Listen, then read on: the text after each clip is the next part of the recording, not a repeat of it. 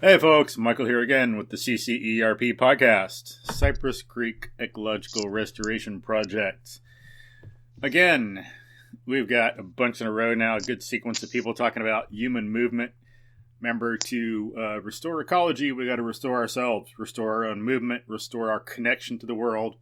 Some of that, with some ideas of philosophy and the culture we have nowadays, and some conveniences and technology. Some of that can put us out of touch with our true nature and therefore put us out of touch with nature. We got to be careful with that stuff. Make sure we are assessing our ideas and assessing our conveniences and technology to see when we're going to use it and when we're not, what we want to throw out entirely, what we don't. But today, so we've been talking to people from around the world. We got a bunch of Aussies on talking about movement from Australia. But today we got someone from the great state of Spain. Of course, not a state in the sense, but in the sense of like a political state. So it's Rebecca Lewis. Rebecca, could you say hi? Hi, thank you for having me on the podcast. It's good to be here. Yeah, thanks for joining us. Cool. Could you tell people about yourself and your background and everything? Yeah. Well, I'm from the state of Spain. I'm not actually from Spain. I'm from the UK. Okay. Yeah, I'm living. Yeah, don't sound very Spanish. No.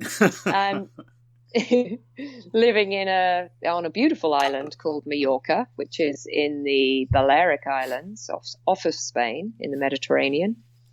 But originally I'm from another island, a very small group of islands off of the UK out in the Atlantic.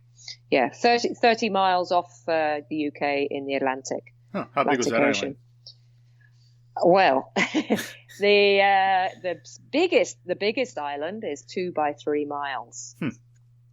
and it's a group of thousands of islands, but 5 inhabited, and there's less than 2,000 people over those 5 islands. So it's a very small community, a beautiful, beautiful natural place, and stunning place to have grown up. Okay, so it was more, you say Atlantic, not the Channel or one of the, like... The Northern Sea, no, yeah. North Irish, yeah. No, okay. It's 30 miles out towards America, so... Okay. Yeah, and not many people know it's there. It's called the Isles of Scilly. That's nice. Yeah. Not spelled S-I-S-C-I. Cool. S-C-I-L-L-Y. And you also got out there like the Isles of Rum. Oh yeah, Isles of Rum. Where's the Isles of Rum? That's I think that's where there's some red deer that National Geographic have studied because of their sometimes carnivorous behavior. Oh, right. I'm pretty sure it's Isles of Rum. Okay, I'm going to look that up.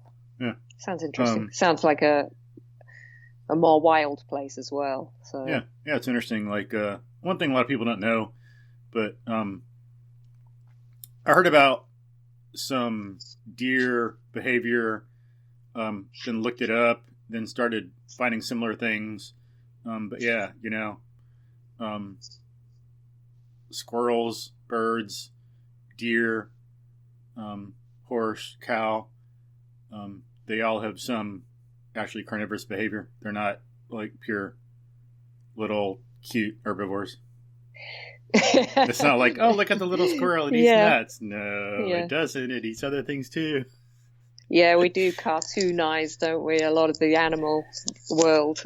Yeah, I think it's partly that, but partly just ignorance, because people don't really, they're out of touch with nature. You learn biology to textbook stuff, to like wordy DNA stuff without really digging into everything and seeing what's really there. Kind of out of touch. Yeah, true. Because once you get out in nature, you're going to find out that stuff like that's happening, Yes. Yeah, that's right. There's a lot to be lot to be learned. Yeah. Yeah. But anyway, cool. And so this island is like how big? Well, my island, the island I grew My up on island. was my island, pretty much. Me and my family. No, it's like that doesn't sound good. It's like all inbred. No, it's 2 by 3 miles is the biggest island, and then the other islands are maybe 1/4 of a mile long. Okay. Yeah, they're tiny and very low lying. And have a real beautiful biodiversity there as well, of different types of terrain. Not so much different. We do have quite a lot of unique wildlife there that's unique to the islands, but not a huge diversity. Yeah. And then interesting history of the area. Actually, you go back about 5,000 or 6,000 years ago, the English Channel wasn't full of water. It was actually dry. But after the Ice Age, that, what do they call it, the mini Ice Age, something like that. After that ended, more water, glaciers melt, more water in the oceans. And there used to be something between England and like Norway, a place called Doggerland, Dogger. That's actually where one side of my family came from. Used to be, from what I heard, a very rich hunting ground. But since it's underwater, people can't study it too much. But it's supposed to be, really good hunting ground. A lot of stuff there. But as the glacier started to melt, water started to rise, then people had to start moving away from the area. Yep, it's in Scillies actually, because they're low-lying islands. There's shallow waters between them. You can actually walk between the islands. Wow. Huh, neat. Yeah, 2 times a year when we get when the tides are the lowest anyway, you can see old remains that we've got like Bronze Age villages there, or remains of them, and underwater there's walls, and there's a lot of remains still there that are getting discovered all the time. That'd be cool growing up as a kid. Yeah, it was. So exciting. It really was. Yeah. So that was my outdoor playground at the time. Cool. And then, now I'm in a new one, a different one. Yeah. How big is the current island? Mallorca is, I'm going to say it in kilometers, so sorry. It's about 80 by 100 kilometers. So you can translate. Yeah, so 100. So if like a 5K is supposed to be like 3 miles, so what? 100 kilometers divide by 5, get 20, multiply by 3, about 60 miles. And then 80, call it 81 instead, make it easier. No, 80 divided by 5. We're dividing by 5, not 3. So what? 16. 16 times 3 is 48. So like, so then what, like, what do we say? 60 by 48 miles or so? Okay. I'm glad you worked. I'm glad you did that maths. That's my job. I'll just let you do that. That's what I do for a living. Yeah, great. Hopefully, I didn't screw up the math. I need more coffee. Maybe I need more coffee. Everyone makes mistakes, but I should be fine. Yeah, that's definitely not my forte. So should be 48 by 60. Yeah. Okay, 48 by 60. I'll make a note of that one next time. Talking in cool. Imperial. So okay. So, how long have you been living on the current island? I've been living here for almost 7 years. Nice. And it's a stunning place. It's it's been a gradual progression to living in the mountains. Where we live now is off in this little off-grid place up in the right in the forest actually. It's sort of been my dream to be quite remote and really immersed in nature. So that's been my dream. Because sometimes it can feel a little too remote sometimes. And I have to make sure I get people to come and visit workshops and classes and things. But it's a beautiful place. So it's definitely worth it. Yeah. So folks like Rebecca had her video on, and I got to see the background, see the beautiful blue sky, the mountains, the cliffs, the trees. It was like gorgeous. But and then it's like pretty much most of that, if not all of it, you can run around on. It's not like a bunch of private land.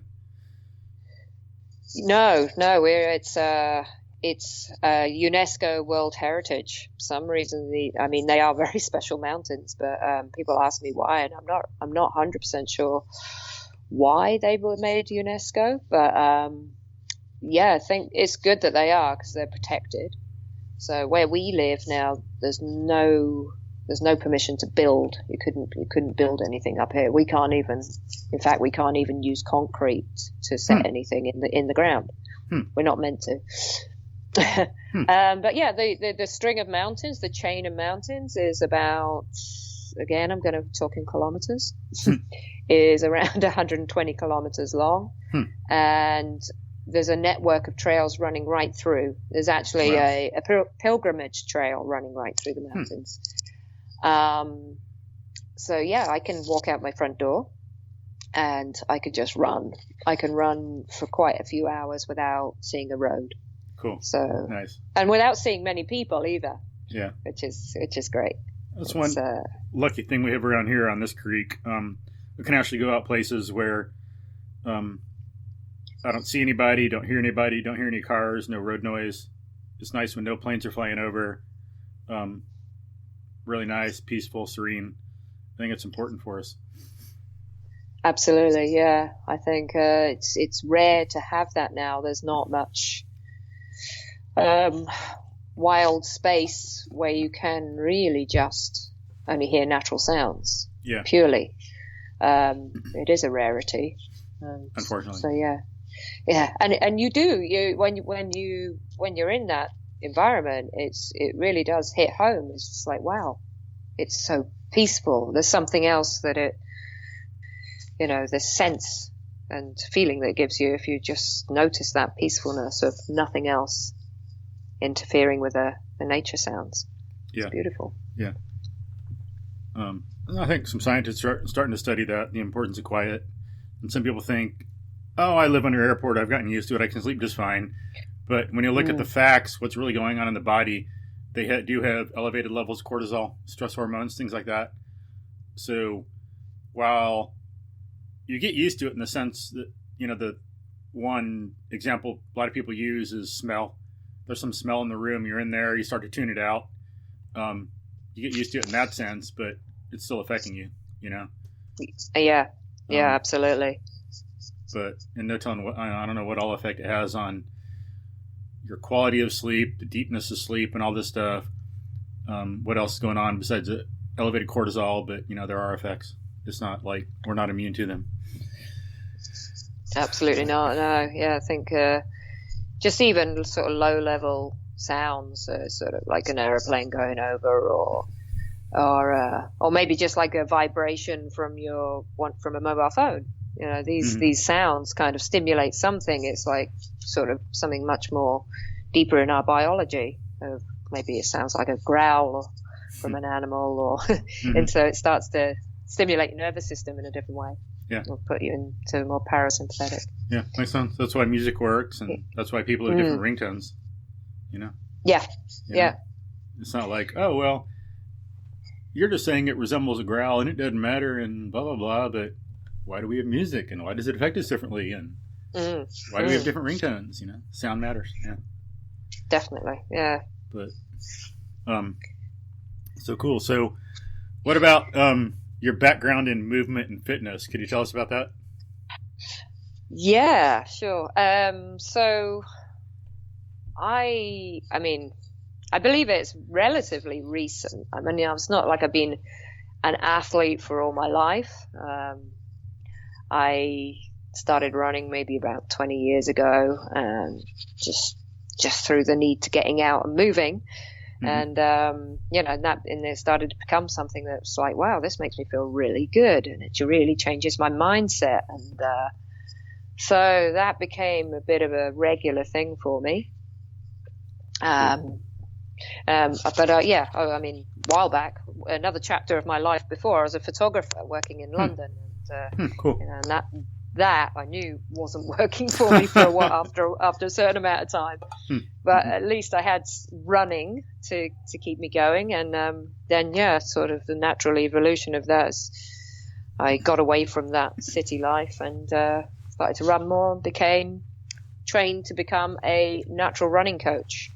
And that wasn't really that, my journey to that was through, like a lot of people's journeys into barefoot running and natural running is through reading Born to Run, the book Born to Run. Yeah.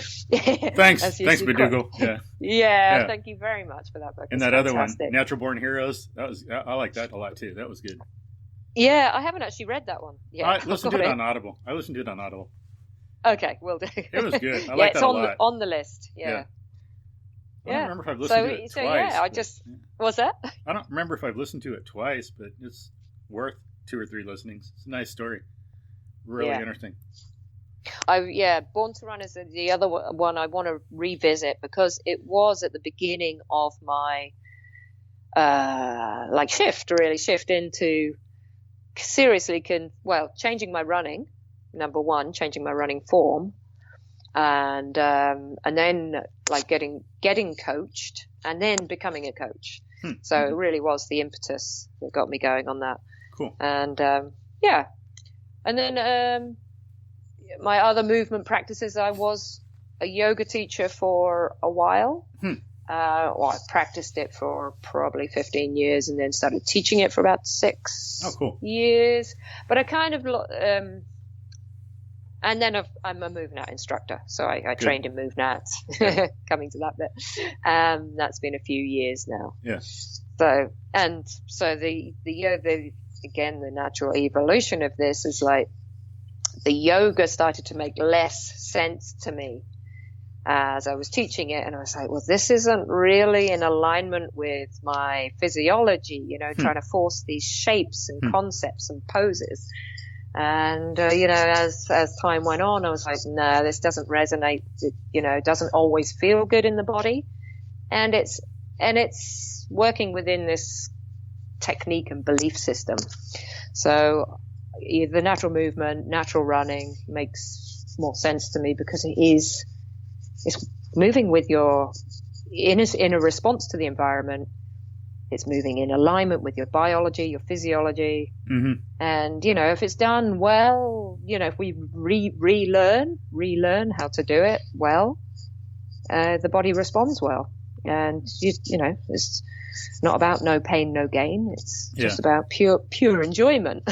Yeah. And then when that no pain, no gain is mainly for a gym thing and people have hospitals around. Yeah. If you're outdoors, no pain, no gain is going to be death. In the real world, it's like, no smarts, no gain, It's like, I like to say, some people say no pain, like, go hard or go home. But in the real world, it's like, be smart or go home, Yeah, you got to, we have to relearn the skills about how to move in a natural environment. I think that's because I think it's all got forgotten. Yeah. And we all adapt to whatever environment we're in, and the modern world is quite a linear, consistently formed environment. So we have to then expand our movement range, our movement repertoire, and condition the body to be able to understand those movements, not just condition as in the fitness sense, but it's more like so our nervous system understands. And that's why I don't like using the word body anymore. I don't like that concept. It sounds so inanimate, mind and body. It's like the only body without a mind is like a rock or something. I don't have a body. I'm like an animal. I like to think my animal self, not like my body. I need to condition my body. No, I need to condition my animal self. It's more like that. Yeah, for sure. Need a new concept. Organism. the whole organism. Yeah. Because it isn't two separate pieces or separate parts, which has been thought about, and the fact that people think they can only train these certain parts, and even like just trying to train the mind. It's like, no, it's the whole organism is intelligent. And it's just a whole holistic thing. And so you say you were doing yoga for 15 years and teaching for 6? Yeah, and, more or less. And you got certified to teach, right? Yeah. What, were there different levels or different schools of yoga, or what is that like? Yoga, yeah. Well, yoga, it's so broad these days what it is. And I mean, I practiced in different methodologies of yoga, the different styles. Most of mine was more like, I mean, if you know what the styles are, it's like more like a vinyasa flow. and in the end, because I didn't want to completely drop it. I wasn't 100% sure, and as I was transitioning away, I was creating into more like a natural movement, the practice. So it was like yoga shapes, but a lot more loose and less rigid and less like, you have to do this and hold this pose. It was, and then people aren't ready for that yet. It was just a bit too. I think some people go to the yoga class for they need to be just told, right? Tell me what to do. I'll just do exactly what you tell me what to do, and I'll stay on my mat, on my square mat, and not really expand outside of the parameters of what yoga is. So it was, in the end, it was like, no, it doesn't make sense. It just doesn't make sense. What in your thinking, or what outside source of knowledge made you start questioning it and give you an idea of natural movement or something?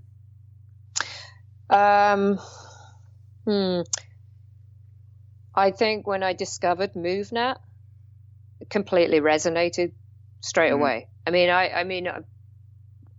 I've gone a bit of a full circle back to living in nature again, and being outside. Being outside is one of the big things. I was like, why are we going inside into this square room on a square mat to, learn how to move our bodies, when surely it makes more sense we're meant to move in a natural environment. So going inside just, was awkward. It just didn't feel good to me. So then I discovered MovNat, and it completely made sense. And I was like, wow. And the other thing is, because I was a mover, runner, yogi, I went along to my MovNat training and was like, this will be easy. Anybody can crawl, anybody can jump and hang, and I was quite surprised. Yeah, true. Because I had literally trained my body to adapt to a technique, a practice of certain set shapes.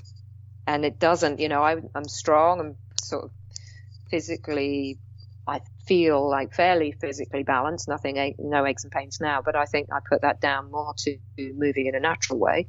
Whereas when I was a yoga teacher, I was getting certain areas of my body were aching a lot because it was enforcing this exact shape all the time.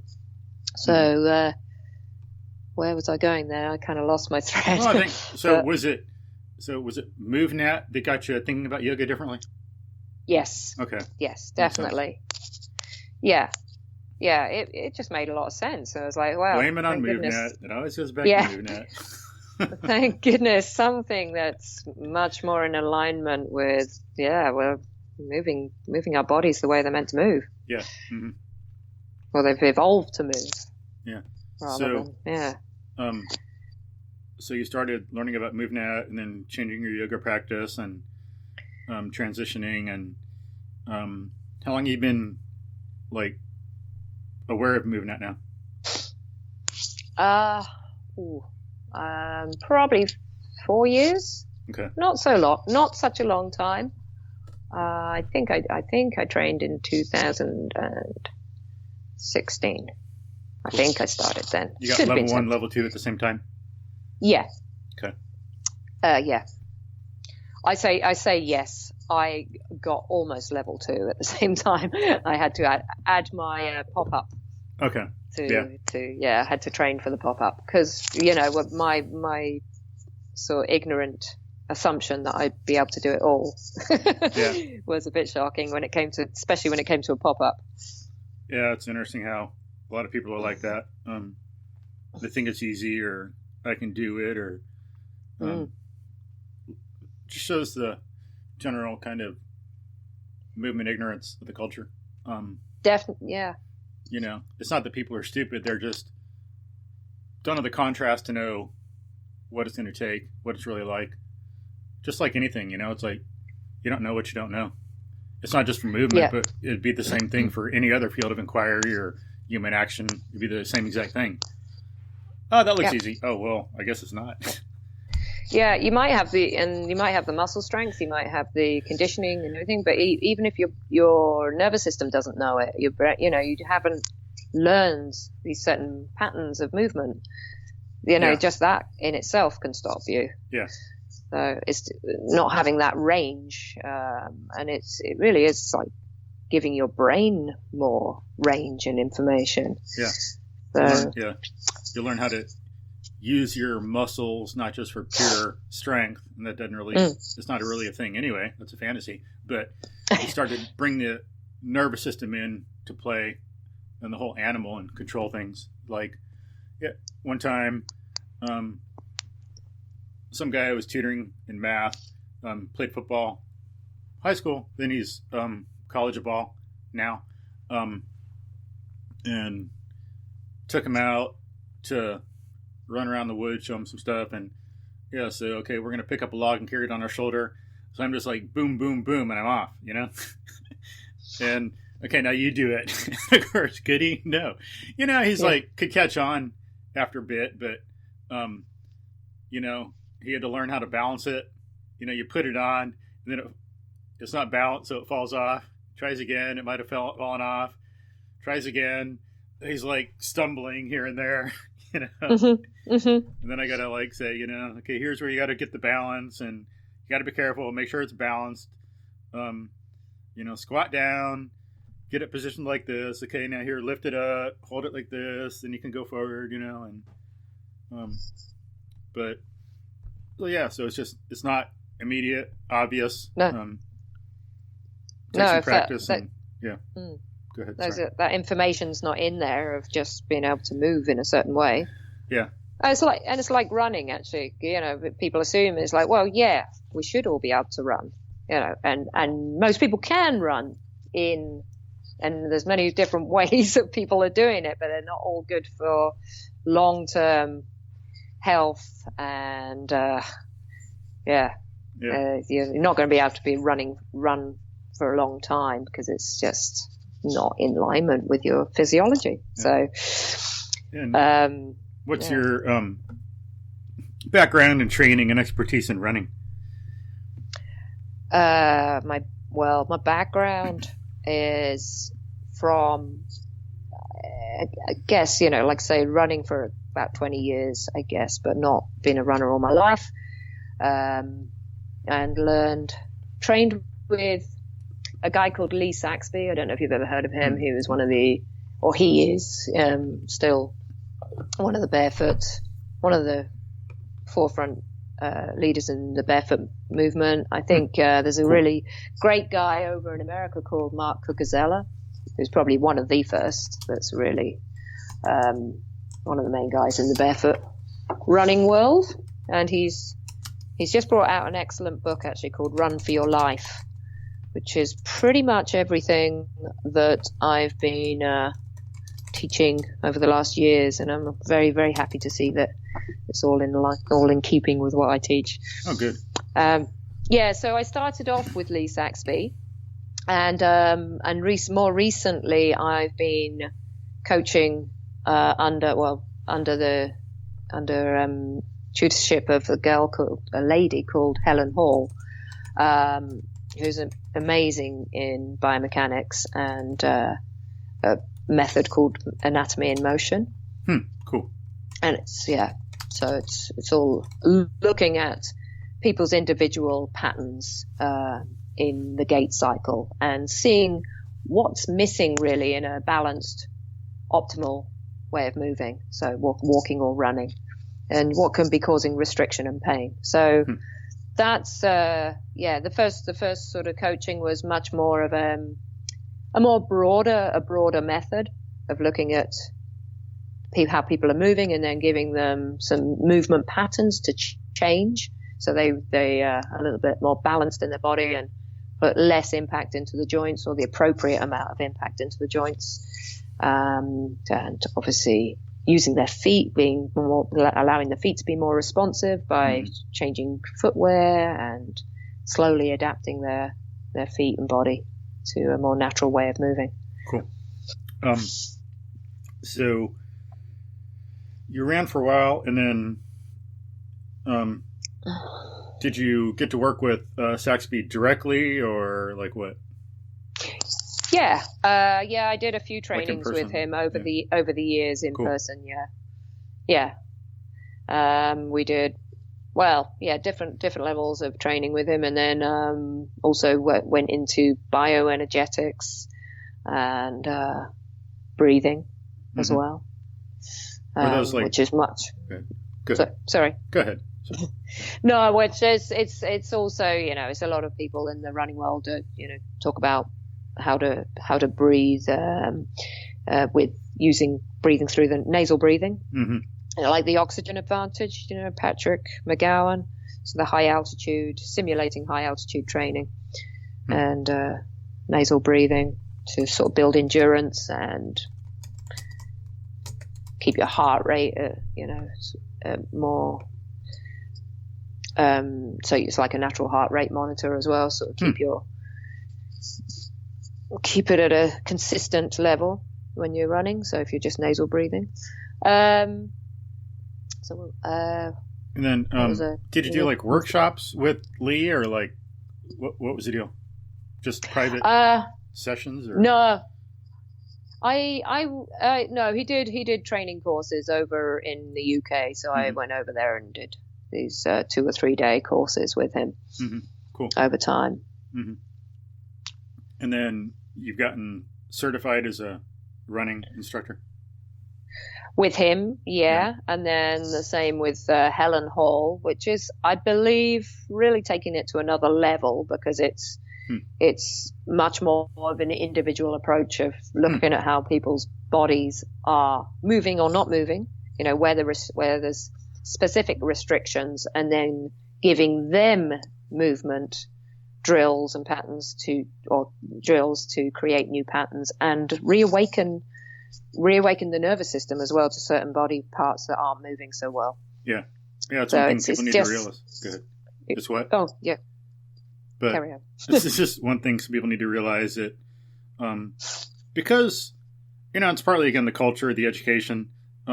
We get wasting our time memorizing stuff about DNA, which we're never going to use in life anyway, and which is not really properly understood because it's not developed from the evidence of the senses. It's not logical and properly scientific, just memorization, just like memorizing Pac-Man or something. But or whatever game is the latest rage, but we should I need more coffee. My brain just went. Someone hit the reset button. My brain just reset. But what was I saying? About learning about DNA, and not, maybe that's not so useful. But maybe it's more about the senses and patterns. Oh yeah, that's right. We're talking about the nervous system and stuff, and nervous system. We should learn that. Yeah, that. Thank you. I regained my thought. My train is back on the tracks. Yay. Excellent. So, people know about the use it or lose it idea, but because of the way kind of biology is taught and stuff, and the way we learn it, don't apply that properly to everything we do. And, that applies to bone, muscle, eyes, range of motion, fluids, pressures, nerve system as well. If we aren't engaging in certain ranges of motion, then we don't have the same fluid pressures. There can be like weakening or shortening or something, whatever, depending on the situation of ligaments and tendons. When astronauts go into space, there's muscle wasting, bone degradation, bone gets less dense, things like that. Same thing with the nervous system. It's not just that they're automatically ready to go, but our, animal self, our body, you want to call it that, is going to get nutrients from certain places and use it in others, or things are going to get worn away. So without some need in the environment, some need in our life, then we're going to lose some of that nervous system. So yeah, it's like it's got to be reawakened and regrown to some extent too. Yeah. And the brain regions too, because the brain adapts. Like, we know things, we learn new things, we forget things. There's chemistry and biology occurring all the time. And just like we know we can lose skills, and it's not just some like airy-fairy thing, more ethereal than the wind that we're losing. It's like some real chemical, neurological stuff that's kind of being degraded. Yeah, absolutely. So, yeah, I think it is a bit like you said. It's not necessarily you don't use it or lose it, but for sure, when something is a body part is not experiencing its full movement potential, just literally because it's being like either a foot, say, for instance, is stuck in a shoe, in a rigid shoe. So it's, if the foot is like an incredible structure, structure that can move in so many different variety of ways. And, when that's switched off, then those neural connections are switched off. And so the foot becomes this rigid structure, not only in a physical sense of like the bones getting more rigid and the muscles getting rigid and stiff. It's like literally that experience of movement in the neural system is not there. So it needs reawakening to know, oh shit, there's more there. There's another space I can move into. So it's fascinating because it can be this work with waking up the nervous system, waking up the body parts can be really fast because you just literally have to put the right stimulus in, a little bit of a drill of like a slight, just a bit extra in someone's range, and they're like, well, I can't move there. I literally cannot move my foot in that direction. And you go, just try a bit more, and they can, and then suddenly something goes off in their brain, and they like, wow, I didn't know I could do that. Cool. And it's simple, really simple, subtle movements. Yeah. But it's pretty cool. That'd be pretty complex, all kinds of things. Some people would have gotten to the point where there's no going back. You're just wrecked. But some people can like kind of sort of fix things, so to speak, right away. There's always going to be the continuum of conditions and time it takes to recover. Yeah. It's like, that's one thing I like about biology. It's so damn complex. Calculus is easy. You want something easy, study calculus. You want complicated and full of surprises? Biology. Yeah, it's fascinating. Yeah. I was going to go somewhere then, but it's gone. Carry on. Yeah. We're both suffering from it today. It must be like a yawn. It's like contagious. Yeah. I'll just wait for you. But and so what was the training like to get to become a teacher? So are you like certified like a level 1 thing with each of those people, or like do they have different levels, or like what's it like? Well, there doesn't seem to be any kind of authoritative board of certification on any of this. I guess like MovNat, it has its own certification, but it's not, I don't think it's recognized anywhere in industry. Yeah, it's just so like I think some things. It's like yeah, it's like kind of ahead of its time and stuff like that. It's like yeah, and so is barefoot running. I mean, if we call, and so was Newton. I almost Newton too. Yeah. So was Galileo. Yeah. But anyway, so I'm quite glad it's not under any banner really. But no, I mean, it's within their own levels certifications. And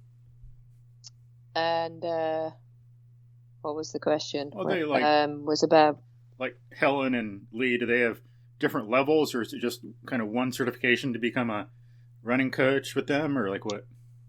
Well, I think Lee now is not actually doing the coaching system anymore. He's much more into teaching people about feet.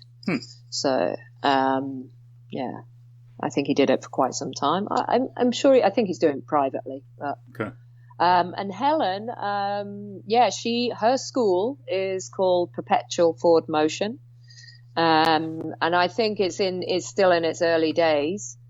She's super busy as a coach herself and an ultra runner, and she's like back to back with helping people's bodies in a variety of ways in the anatomy of motion, just getting people out of pain and also coaching. And then she's doing she's training for a 400-kilometer ultra marathon in a few months' time. So, yeah, she's a busy lady. But yeah, wealth of knowledge and amazing. She's been an amazing teacher and mentor for me to take it to another level of complexity of how to look at a body and how to look at how a body moves in a not in such a conventional way of looking at biomechanics. Is definitely taking it, with taking the nervous system into consideration. It's also mindset. That's where I was going to go just now. With people, you think, well, their body's really restricted and in pain and or injured. They've been through a lot, and maybe someone might go, oh, there's no hope for you, or it's too late, we can't change that. But a lot of it is really the mind of how they, either embrace and trust the process, and they're open to it, or they're not. And there's some people, you could say do these simple movements, and you will see change if your mind's in it as well. You've got to kind of be all in, and and things start to shift, because it's a whole self, organism process, yeah. You can't be like, oh, I'm going to make my body do this, and then it'll go off and do its own thing, and I'll just be over here while it's doing that. Yeah. And also doing it in a punishing way as well. Oh, that's the other thing I have to try and get across is like, your mindset about this has to be, you're having a conversation with your body. You're having a conversation. It's about encouraging this change to happen because your whole system feels good. It feels like a really good shift and change, rather than forcing it and going hell for leather, trying to force a change and get fit or whatever the goal is. Right. It's changing. Yeah, so it'll be nice when the culture becomes more advanced and less like backwards or barbaric, and instead of no pain, no gain, people have something nice and poetic like that rhymes, but it's like no pleasure, no gain, or something like that. Yeah. No pleasure, no gain. We'll have to think of one. Think of a good little catchphrase for that. Yeah. But, so the certifications, like with these runners, was it like a weekend thing, or was it longer? Is there a written test, or is it all practical? It's both. It's both, and they're usually 2 or 3 day courses. And then usually having to submit case studies, and it's a bit of a process, but it's good though. Cool. I'm glad it's properly done, and it does kind of sort the wheat from the chaff a little bit of people who actually really apply themselves to and then in your own mind learning. Too, it gets the wheat from the chaff in the the knowledge, get rid of the junk, make sure you got the good stuff, make sure you're doing it right, you know. That's true. Because also, you know, for me, just changing from just being having a regular running form, which, you know, does cause a little bit of strain and pain, but luckily I didn't do it for too long. I had to change my patterns. Yeah, that, and so, me too. and going through that transition for me, I understand what it feels like, and it does take a little effort because you've just got to, you know, replace old patterns with new ones, but they're ones that just feel good in the long run. Yeah. But yeah, I understand. No pun intended. Process. Feel good in the long run. Yeah. Oh yeah. No pun intended, actually. Funny. Yeah. Yeah. But the case studies, would that be something they'd send you, or would that be just clients you're working with? Clients I'm working with. Oh, cool. Yeah. So you'd have to say before and after, kind of like. Yes. Yes. Cool. Yes, your work is cut out for you, and you know, some people really are really dedicated and want change, and they can see the investment, and other people are like, oh, this is too hard, I'll give up. So yeah, that's too bad. Yeah. I'll just put my cushioned shoes back on. I won't feel anything until like 6 months down the line, and then my knees will start hurting, or yeah. Kind of similar to what, like, I've heard this guy, Coach Summer, U.S. Gymnastics coach, coached some, you know, Olympic athletes. That's the thing I think I've heard him say, that he knows, you know, how the human body works, the human animal, and how we grow and learn, and has talked to a lot of, you know, got wisdom from other coaches, you know, looks at, you know, proven practices and science from the past, not just like modern alleged science in the present. And, you know, so he is more like looking at the big picture, knows what training practices work. And he has his athletes, from what I've heard in podcast interviews he's done, he has them go through 3-month intervals. And so, you know, sometimes they're begging to move on. Oh, I can do this. This is so boring. Like, let me go to the next stage. And he won't, because, you know, the time it takes for things to set into the nervous system and become habit. And I think he said some people leave, but like pretty much none of its athletes get injured. And so they leave and they go and they get injured. They come back. Oh, I get it now. Sorry. You take me back. Yes, exactly. I know. And he's like, well, I'll teach you what I can, but it's really up to you at the end of the day. If you're going to absorb, you know, you're going to take this on board and trust me on it. I mean, I think I had one running injury in my 20 years, and that was because I wore a so-called barefoot shoe, which was too narrow, and it started to compress my little toe. So that starts to affect how the muscles work up the back of the leg, just for simplicity. And I got muscle strain, and that's my running injury. So I'm just like, okay, because my foot cannot expand under load, so then it's affecting how my muscles, the elasticity, and that's my running injury. And I was like, well, you know, I'm not so young now, and I still, you know, run almost every day, and I don't have injuries. So there's definitely it's definitely working for me anyway.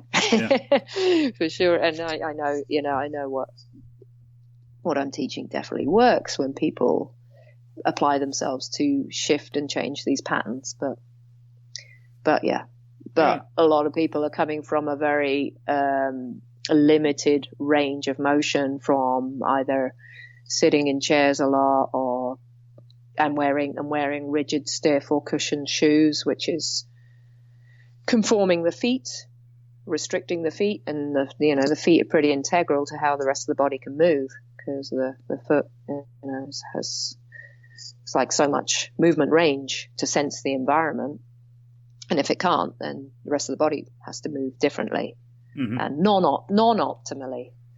So yeah, there's a couple of things in our environment that is really restricting our ability to move well. Which things are those? Well, the shoes. I say those Shoes. two things are shoes and chairs, Yeah. shoes and sitting. Just removing the gravitational forces from our body by sitting all the time, or from our, the way from our locomotive muscles and how our whole structure would move just by sitting. So, and then shoes, restricting the feet, narrowing down, making it rigid, weak, and just need to rewild our feet back to a more natural, robust, sensory organ that it is. I mean, it's over-sensory when you've been wearing a shoe too long and then you take your shoe off to put your feet on the ground. People are like, oh, my feet are so sensitive, I'll never be able to go barefoot. That's just a crazy idea. Yeah, I hear that a lot, yeah. No, so, well, that is the appropriate response from your feet because you've had it wrapped up for so long. It's a sensory organ. 200,000 nerve endings in each foot, or over, it's said. And of course, it's going to give you the signal that your foot's not ready for that terrain because it's all soft and your bones are probably soft and it's stiff and rigid. And it's the right message. It's the correct message. So then you have to start to slowly rewild. And it's not even that slow. It can take, as little as 6 months from a very delicate, sensitive foot to being able to walk around barefoot, and the bones getting strong enough, and the tissues nice and elastic, and and the foot spreading a little bit as well, just allowing it to open up and all the joints to open up and the tissues to allow the joints to open. Adjust. So it's all flex. Yeah, I mean, there's so many movements the foot should be able to do. That's why it's got so many joints, so it can respond and adapt to different shapes of the ground. And then there's many other layers of what we're getting from being barefoot. So yeah, it's great. Yeah. And what did what role has the MovNat training played in how you teach and how you run and how you move, how you think? For me personally, the MovNat has just broadened. I mean, I love nature. I love being in nature. I think we all do, actually, because we just know it feels good.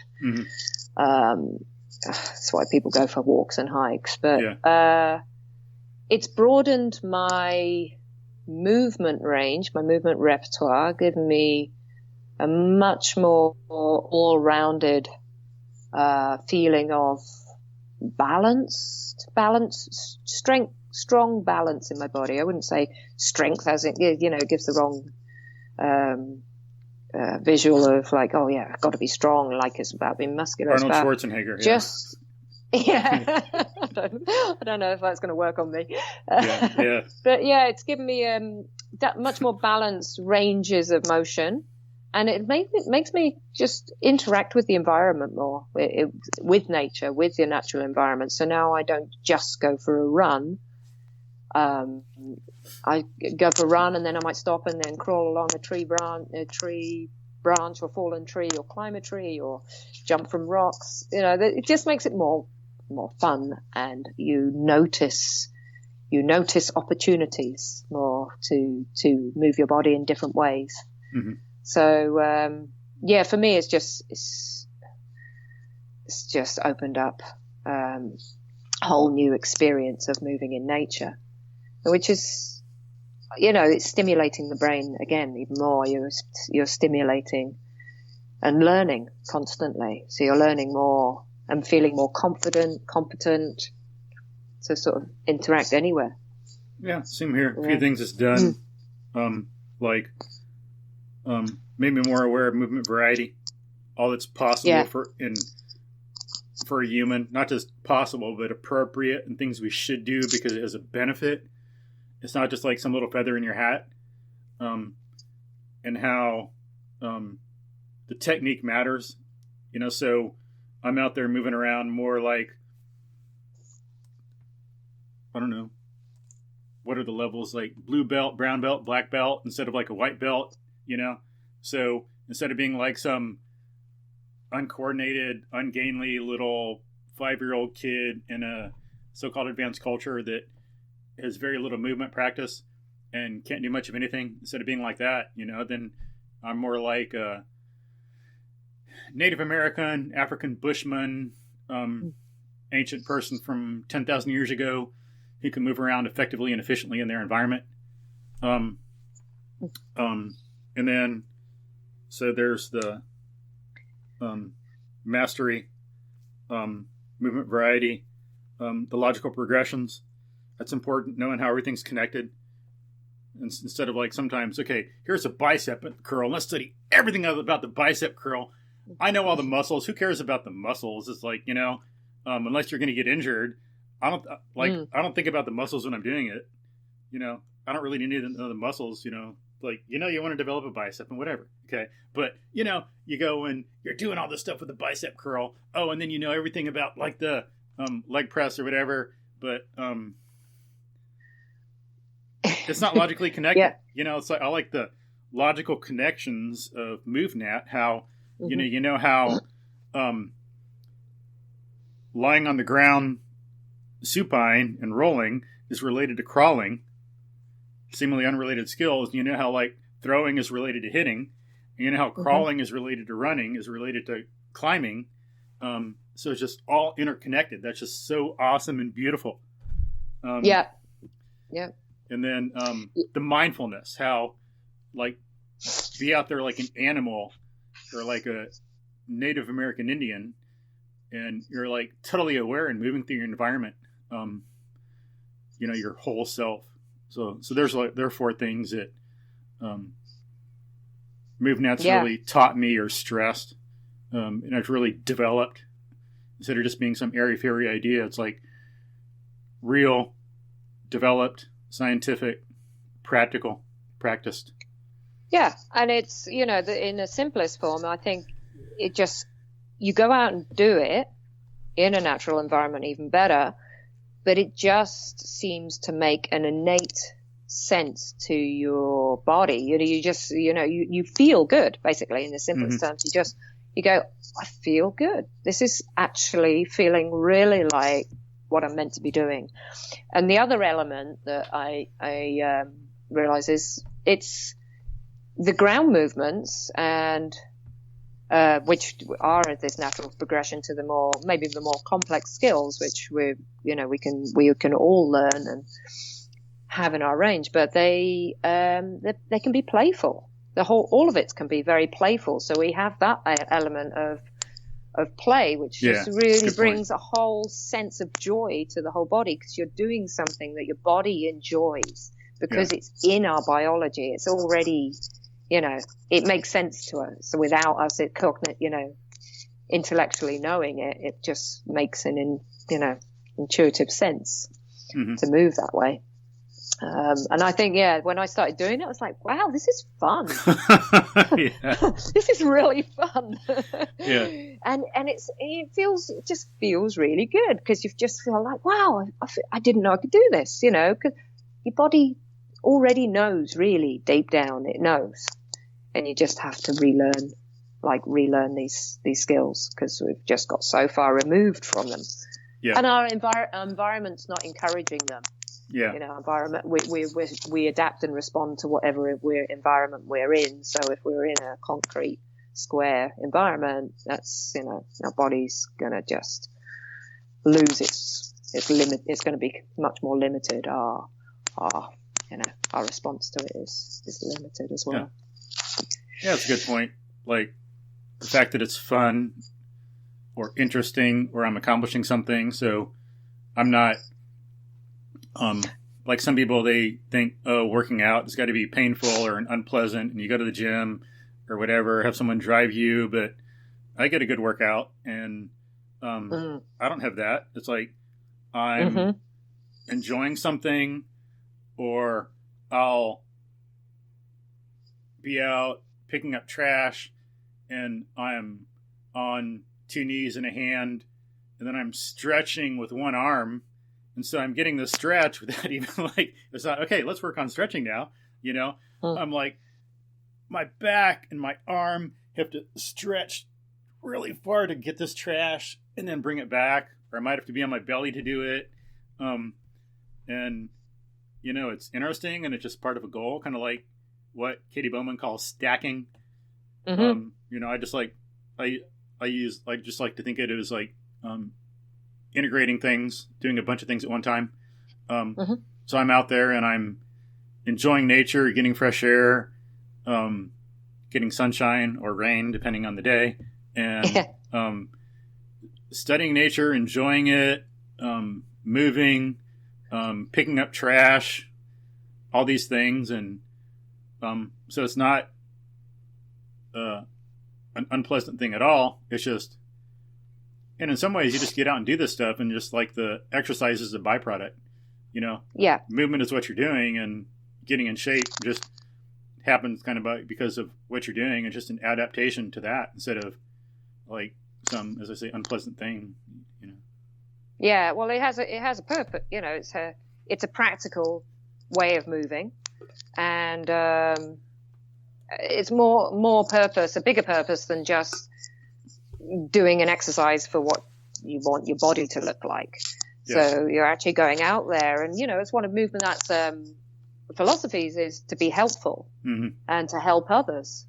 So you are much more capable human being to be helpful, and not only are you're going out and enjoying being in nature, and your body's also getting a nutritious movement workout. Yeah. Katie Bowman term. Nutritious movement. Exactly. Yeah. Well, it's part of MovNat now. Maybe. Yeah, that's one thing about some of these people too. Katie Bowman, MovNat, they work together, and same thing with like CrossFit. You know, some of these folks are behind the scenes. People think some of them are different, but if you dig into what's going on, and there's all this feedback and what is it? Like when bread's being made and the yeast, fermenting. There's all this stuff fermenting in the background. All this Supple Leopard, Kelly Starrett, CrossFit, MovNat, Paleo, all this people talking to each other behind the scenes. Yeah, all this interaction. Barefoot people, Good. Katie Bowman. Yeah. Good. Yeah, no, it's great. It's great. So, you know, it becomes hopefully more the norm, and people, you know, I think people are searching. So they're searching for something that's not the conventional way of doing things, because it's not working. So people are getting sicker and more injured and less and not so happy. So I think coming back, it's basically coming back to how we're meant to move and breathe and eat, and connection with each other as well, community, you know, being helpful to each other, rather than these solo pursuits of going to the gym, putting your headphones on, and working out for what you want to look like. You know, it's just, the goals have become, hopefully, you know, goals will change. Yeah, there'll be a shift. Yeah, there is a shift. There is a shift. Yeah, we got to look at it with good thinking instead of looking at things in isolation. We got to think about our exercise in terms of our movement, in terms of our lives, in terms of being human, in terms of evolution. Look at that big scheme of things. Just like the famous quote a lot of people talk about, I forgot the guy's name, Brzezinski or something like that. Nothing in biology makes sense except in light of evolution. Yeah. You know, it's actually the title of an article, but used as a quote. I'm pretty sure I read that in Irwin's book as well. Yeah, it's a good quote. It's a great quote. I haven't read the whole article yet. I think I've skimmed it, but yeah, very good quote. Yeah, it's true. Yeah, it's true. Yeah.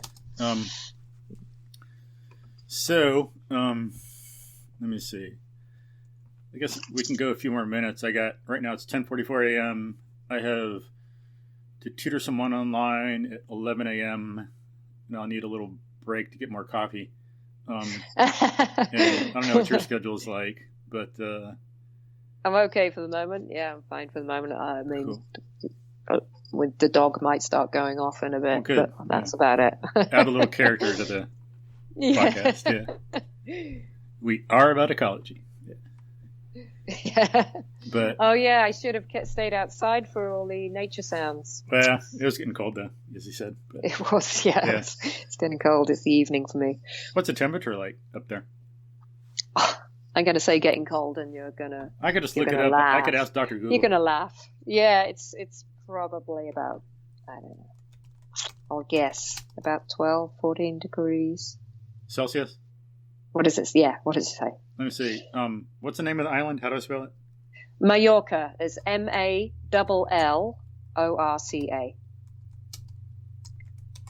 Okay, temperature Mallorca, Spain. Let me see. Yeah, I guess it would amount to, it says 59 degrees Fahrenheit. And Yeah, you do the math. that's what it says. Yeah, I didn't have to do the math on that one. I'll take their word Oh, for well, it. Celsius. Yeah. Centigrade. Spain in Celsius. 15.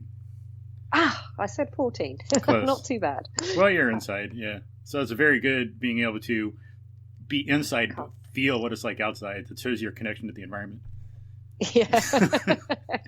Sensing it. It's probably because you had the jacket on. If you didn't have the jacket on, you'd probably get it exact. Yes, good point. Yeah. And the thing is, I do pretty much live outside. So I mean, everything I'm doing is outside. I teach outside. That was always my goal, and it started to become my goal and dream to get out of teaching indoors and bring people into nature to teach outside. So I'm quite sort of probably more tuned in now to the temperatures and the changes, even though Mallorca doesn't change drastically. We do still feel the seasons here. We occasionally get snow, but the seasons aren't as extreme, but you still get a sense of them. But looks like, and it's a different 59 than it could be. If it's 59 and warming, and it's earlier in the day, but over there it's like, what, 5 p.m.? Yeah. On, yeah. And it's 59 going on towards 41, like 5 in the morning or so. 59 going down is different than 59 going up, you know? Yeah, yeah. Good point. Yeah. Okay. No sunshine. It's getting colder. It was interesting. I was out, took my cat for a walk the other day. It was like 44, but he came to a point where there wasn't anything in the way of the sun, and so he just sat there for a while. But yeah, you know, it's like 44 is sunshine. It was like feeling like it was like 65 or something like that out there, you know? Yeah, he just stopped and lay down. Yeah. Started basking. Yeah. Nice. But if it's 44 and cloudy, then it's like, oh, it's a little cold. Yeah. Yeah, just watch the animals. They'll give us the cues. Yeah. But yeah. So mainly, I guess this episode we're going to talk about running, but it's turned into more like, instead of Rebecca on running technique, it's more like a Rebecca on becoming a running coach. But still, it's interesting. Yeah, okay. Still a lot of questions I would have liked to ask, and be interesting to like talk more in detail about some of the yoga and what you did, and some of the MovNat techniques and actual experiences and the running. But still, you know, we got to talk, you know, a lot about still, you know, both practical and theoretical stuff. We touched on it a little bit, and how I mean, the running is really just allowing your body to start to expand its movement range, allow your feet to move, get your pelvis, let your pelvis start moving again as well. A lot of people's pelvis is pretty stiff. So get out in nature as much as possible and interact with it rather than just stomp through it. Yeah. And then you'll start to do, you know, obviously training and MovNat will give you more skills of how to do that.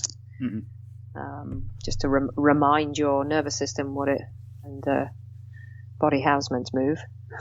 But yeah, it's interesting because I wanted to hear and have folks hear about how to make the transition, you know, kind of how you made the transition from conventional stuff to natural movement, natural running, and learn your background at the same time and get some tips. Because, we talked about things we learned from MovNat.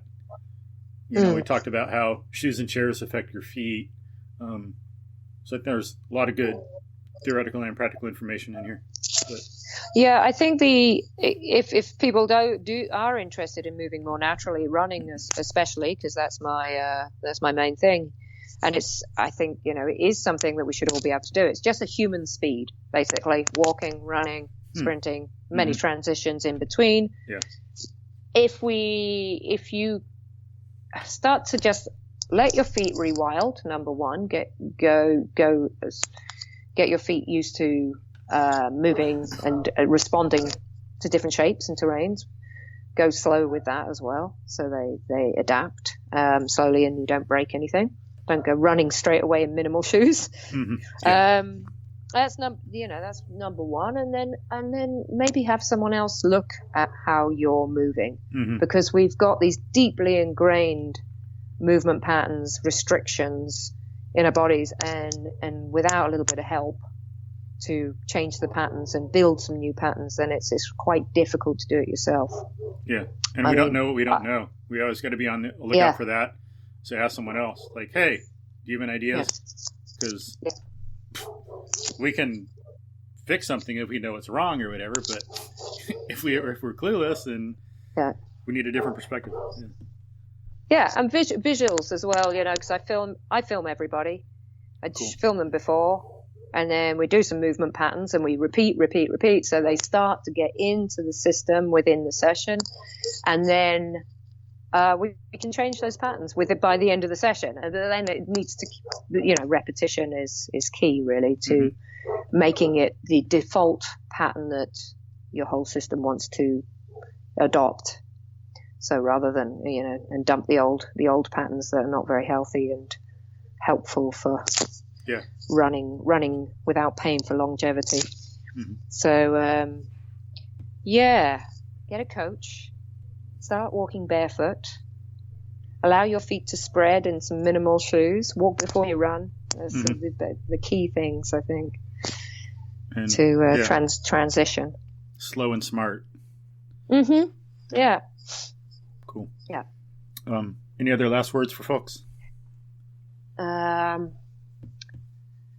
Spend more time in nature, and when you do go into nature, have a look around, see what you could interact with differently. Take your shoes off just for a few moments. Just let your feet feel the earth, and start to take your shoes off more. Not just at home on flat surfaces, but give your feet different experiences, different terrain experiences, because you're also not only just feeling the ground with your feet, but you're sending new information to the brain. We're sensing our world through our senses. So the more sensory we can make our environment, the more stimulated, more interesting, more we're learning. Yeah. So cool. Yeah, more nourishing it is for your whole body and brain. Yeah, makes sense. Cool. All right, folks. Hope you enjoyed that.